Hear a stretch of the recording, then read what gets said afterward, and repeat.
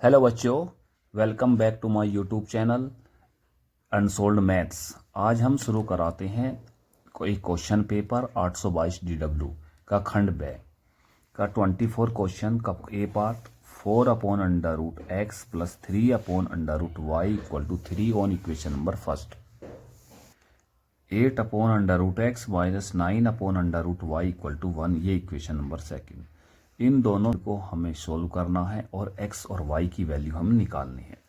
तो हम सॉल्यूशन शुरू करते हैं। तो 1/√x को हम यहाँ पे u मान लेते हैं और 1/√y को यहाँ पे v मान लेते हैं। तो इक्वेशन नंबर फर्स्ट और सेकंड चेंज हो जाती है हमारी। इक्वेशन फर्स्ट ये आ जाएगी 4u प्लस के 3v इक्वल टू 3। इस इक्वेशन को नाम दे सकते हैं हम third equation. By equation number second से ये आ जाएगी 8u माइनस के 9v इक्वल टू 1। ये इक्वेशन नंबर हो गई 4। अब इन इक्वेशन को हम सोल्व करते हैं। हमारे पास फोर्थ इक्वेशन में 9v, थर्ड इक्वेशन में 3v।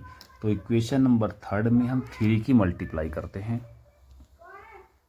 तो इक्वेशन नंबर 3 में हम 3 की मल्टीप्लाई करते हैं तो ये हो जाएगा 12u, 3 3 जा 9v इक्वल टू 3 3 जा 9।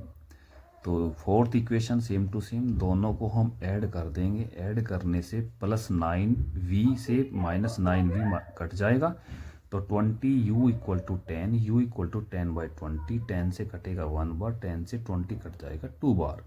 तो u इक्वल टू आएगा 1/2। u की ये जो वैल्यू है हम इक्वेशन नंबर थर्ड, इस थर्ड इक्वेशन में हम पुट करेंगे।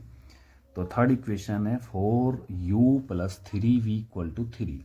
तो ये u की वैल्यू हम यहाँ पे पुट करेंगे 4 into 1/2 plus 3v equal to 3। तो ये 2 से 4 कटेगा 2 बार। तो 2 plus 3v equal to 3, 3v equal to 1। अब हमें हमारे पास u और v की वैल्यू निकल चुकी है, हमें निकालनी है x और y की। अब हम क्या करते हैं, जो u बराबर हमारा 1/2 है, u को हमने माना था 1/√x, मैंने यहाँ पुट कर दिया। क्रॉस मल्टीप्लाई √x बराबर 2। जब हम स्क्वायर करेंगे दोनों ओर का स्क्वायरिंग बोथ साइड, तो x इक्वल टू आएगा 4। इसी प्रकार v इक्वल टू है हमारा 1/3 और v की वैल्यू है हमारे पास, जो v हमने माना था 1/√y। तो क्रॉस मल्टीप्लाई से √y इक्वल टू आएगा 3। जब हम स्क्वायर करेंगे स्क्वायरिंग, तो y इक्वल टू आ जाएगा 9। तो इक्वेशन नंबर फर्स्ट और सेकंड के जो दो सॉल्यूशन निकल के आते हैं, x इक्वल टू 4 और y इक्वल टू 9, ये दो सॉल्यूशन इसके हैं। यही इसका आंसर है। नेक्स्ट क्वेश्चन 24 का बी पार्ट। एक मोटर बोट जिसकी स्थिर जल में चाल 18 किलोमीटर प्रति घंटा है, 24 किलोमीटर धारा के प्रतिकूल जाने में तथा वही दूरी धारा के अनुकूल वापस आने की अपेक्षा 1 घंटा अधिक लेती है। धारा की चाल ज्ञात कीजिए। हमारे पास में ये हमारे पास में धारा है, ये हमारे पास धारा है और धारा की जो दिशा है वो इस तरीके से है, इधर की ओर।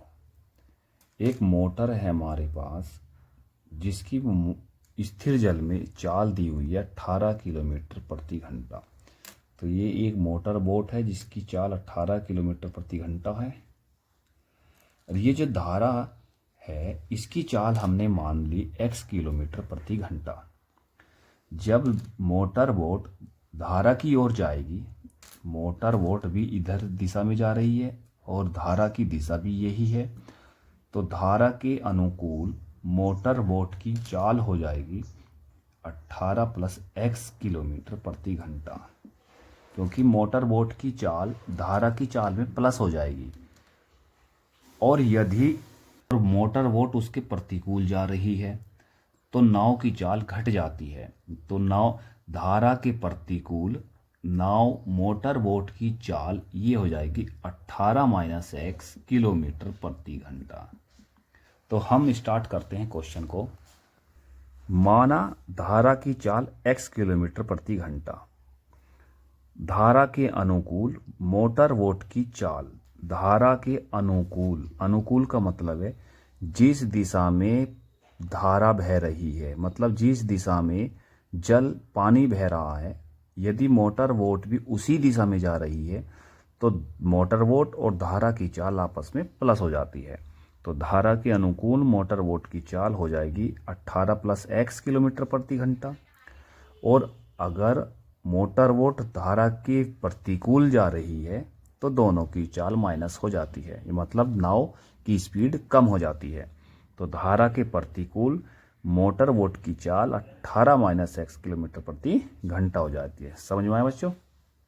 अब हम प्रश्नानुसार करते हैं कि धारा के प्रतिकूल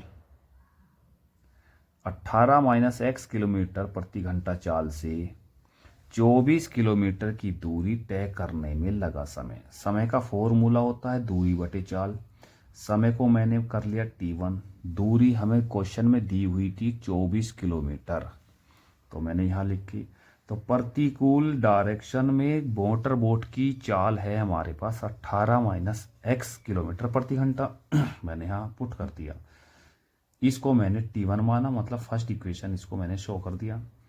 अब यदि मोटर बोट धारा के अनुकूल जा रही है और 24 किलोमीटर की दूरी तय करने में उसे कितना समय लगेगा, उसे हम मानेंगे t2। तो t2 बराबर दूरी बटे चाल, दूरी है 24 किलोमीटर प्रति घंटा और चाल हो जाएगी 18 + x किलोमीटर प्रति घंटा। अब क्वेश्चन में देखो क्या लिखा है, 24 किलोमीटर धारा के प्रतिकूल जाने में तथा वही दूरी मतलब 24 किलोमीटर की दूरी धारा के अनुकूल वापस आने की अपेक्षा 1 घंटा अधिक समय लेती है। मतलब धारा के प्रतिकूल और धारा के अनुकूल आने में दोनों में 1 घंटे का अंतर है। तो हम लिख सकते हैं ये तो है t1 धारा के प्रतिकूल जाने में, तो धारा के प्रतिकूल जाने में समय धारा के अनुकूल जाने के समय में 1 घंटा अधिक हो रहा है, तो मैंने एक प्लस कर दिया। हम इसे इस प्रकार भी लिख सकते हैं t1 - t2 = 1। t1 की वैल्यू हमने ये पुट की यहाँ पे, t2 की वैल्यू ये पुट की हमने यहाँ पे मैंने एलसीएम लिया 18 - x × 18 + x। तो कैलकुलेशन करके हमारे पास आएगा 48x मतलब 48x बटे 324 - x² = 1। आगे क्रॉस मल्टीप्लाई करते हैं तो 324 - x² बराबर 48x। तो एक द्विघात इक्वेशन बन जाती है x² + 48x - 324 बराबर 0। 324 के ऐसे टुकड़े करो जिनको घटा के 48 आ जाए, ये हो जाएगा 54 × 6। तो 54 को हम 6 घटाएंगे तो 48 ही आ जाएगा और गुना करेंगे तो 324 आ जाएगा।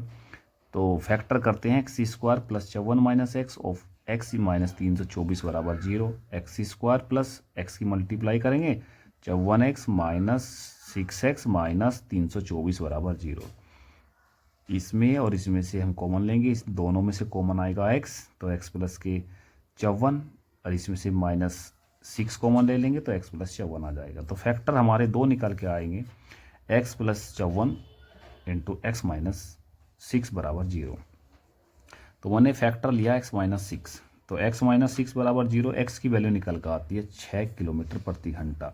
हमें निकालनी थी धारा की चाल, ये है ना धारा की चाल, और हमने मानी थी धारा की चाल x किलोमीटर प्रति घंटा। x की वैल्यू निकल कर आई 6 किलोमीटर प्रति घंटा। इसका मतलब हुआ तो धारा की चाल 6 किलोमीटर प्रति घंटा है। ये हमारा आंसर हो जाएगा। इन क्वेश्चंस को अच्छे से तैयार कर लीजिए बच्चों। यूपी बोर्ड के 22 फरवरी से एग्ज़ाम शुरू हैं, इनकी अच्छे से तैयारी कर लीजिए। हमारे चैनल को सब्सक्राइब करें और वीडियो को एक लाइक दें। Thank you.